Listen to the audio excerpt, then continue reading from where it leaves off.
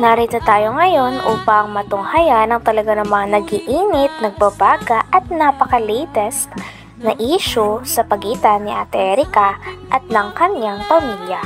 Sa pagpapatuloy nga ng ating istorya ay binabasa ni Kalingap Val Santos Matubang ang mga post at mga text tungkol kay Ate Erica na pinapadala nito sa kanyang lolo pati na rin sa kanyang tita at buong pamilya nila. Ang hinain nga din nila ay hindi naman daw karapatan at hindi daw tungkulin ni Ate Erica na tulungan daw ang kanyang mga lolo pati na rin ang pamilya. Ang sabi naman ni Lolo Miguel ay taliwas daw ito sa kanyang paniniwala sapagkat sila daw nagpalaki kay Ate Erica at sa kanyang ate, isang taon pa lamang sila. Okay, so may mga hindi magandang salita, no? Hindi ko po ini-erase para po may patunay po ako na talagang kaya po ako nag-video dahil nasasaktan din po ako sa mga sinasabi nila.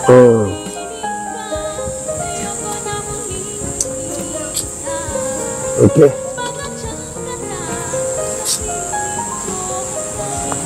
Ang ano po, kailang sigaw at reklamo, hindi daw karapatan ni Erica na kaya itulungan bilang lolo. Saan sila naglaki? Ang mapa sa amin, hindi ako nang nagkakanong, kaya lang ang hihinakit ko dun. Bakit saan sila naglaki? Mapa sa amin sa 1 taon pa nagkalaki. Kasi sila may 2 taon. O sa amin, pinaaral ko. Ay yung nanay niya nagkapasarap sa Maynila. Yun.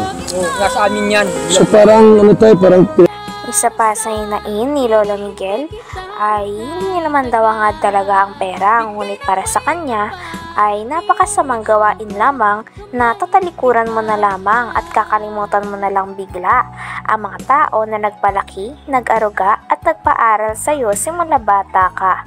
Kaya naman sabi pa ni Lolo Miguel ay hindi niya rin daw matanggap ang part na yon dahil parang naglaho na lamang daw sila Ate Erica na parang bula. Ang lola niya nga daw ay napunta daw sa ospital at talaga nag 50-50 pa ang buhay nito. Ngunit ni isang dalaw o isang anino ni Ate Erica at ng kanyang ate ay hindi daw talaga nila nakita. Talagang hindi nga daw sila tumatanaw ng utang na loob kaya naman galit na galit at nagtatampo at may hinanakit si Lola Miguel sa kanyang mga apo. Sa amin yan. so parang ano tayo, parang pinalimutan kayo nila Erica, parang pinalimutan kayo. Hinahinakit mo doon. Sana man lamang tumanaw ng utang na loob. Yung lula niya nasa ospital, di man lang damayan. Nasa ospital, nasa kasayahan sila, nasa paliguan. Sino-sinong kaakit. Yung lula niya lang, tatalin ng dugo, nag-isa lang. Hindi ba kayo bibigyan ng pera? Nila sila may? Wala po yan. Erica? Wala po yan. Kailan kayo huli binigyan ng pera? Nung nakabablog pa kami kay Rob. Ay, kay Kalingap Rob, yung binablog pa kayo. Yung mismo galing sa kanila na galing sa nila Erica, nila Sheila May, galing kay John A. Ay, wala po akong ganun. Wala kayong binigyan? Naibigay lang sa akin pera. Pag yung ibinili ko talaga ng sangkap ng bahay nila at inutusan ako nila. Hindi mo naman sa iyo yun? Hindi sa akin. Hindi sa iyo. Hindi sa akin. So wala talagang binigay sa inyo? Lang naman. Ngayon, bakit po kumantong May pruweba nga ang tita ni Ate Erica na sinasabihan silang mga gutom na aso ng mga tao na kakampi ni Ate Erica. Kaya naman pinakita ng tita ni Ate Erica ang chat na ito sa kanila.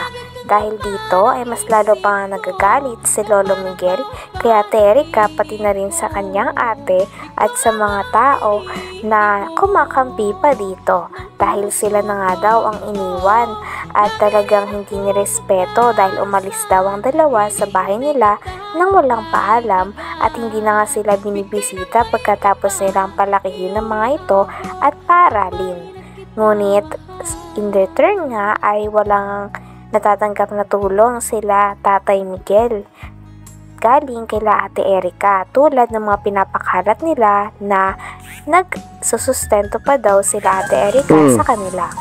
Yung halimbawa, nagpapalabas po sila ng mga bagay-bagay na kay Erika po na para sumikat at gusto nila, mag-agree pa rin si Papa na totoo, nakakatanggap kami ng pera, totoo na kay Papa ang pera. Hindi naman. Po, kahit hindi naman po. Yun lang po yung inaano ko, point ko po doon na gusto ko po malinis yung pagbibintang po. Siyempre po yung mga tao po nakakaalam na akala po nila nasa amin po ang pera kala Papa po. Kaya ba ganyan nangyayari?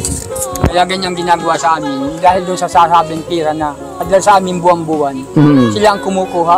Ang biyabato nasa amin. Wala naman sa bibigay. Kaya sumikat, magkaroon silang pera. Kaya ganyan yung sabihin nila. Bigyan sila ng bigyan sa kanila. Hindi mabibigay yung lula niya. Ginagamit lang ako. Ginagamit kami mag-asawa. Si ano ang stand Region A? Okay lang ba sa kanila? Okay lang ba sa Pinaparatangan din si Lolo Miguel na siya daw ang kumukuha ng pera dahil siya daw ang inuutusan o pinapakausapan na bumili ng mga gamit sa loob ng bahay na pinagawa ni Sir Jun A para kay Ate Erika sa kanyang pamilya. Ngunit kiit naman ni Lolo Miguel ay wala naman daw napupunta sa kanya sapagkat pinapabili lang daw siya. At kapag pinabili daw siya ng gamit ay binibili niya naman daw talaga ng walang labis at walang kulang. Talagang ang source ng pera ay nanggagaling kay Sheila May na Ate Erika. Dahil sa kanya daw nagpapadala at siya ang kumakausap kay Sir Jun A. Sabi pa nga ni Kalingap Val Santos Matubang ay may tuturing talaga na parang buhay prinsesa si Sheila May dahil may mga taga-utos ito. stand Region A? Okay lang ba sa kanila? Okay lang ba sa kanya na kahit tumulong siya kay Erika, kina Sheila May, tapos kayo, ano problema? Okay lang Region A yun? Nung wala sa kanya? At nag-uurosap naman po sila. Kwarto ko, naalis sila, napunta doon sa bomba. Kasi nag-uusap matagal, di ba? Nakikialam. Kala ko kung ano lang ang pinag-uusapan nila. Sa telepono? Sa cellphone. Buti may signal dito. May may wifi dito. So wala pa itong bahay, dito sila nag-i-stay, nakatira. Nag-kiss ko, hindi lang. Sino naglagay ng wifi sa inyo? Ikaw ang nagpa-wifi ka? Okay, so ngayon, paano itong si Torres nakapasok sa pintong ito?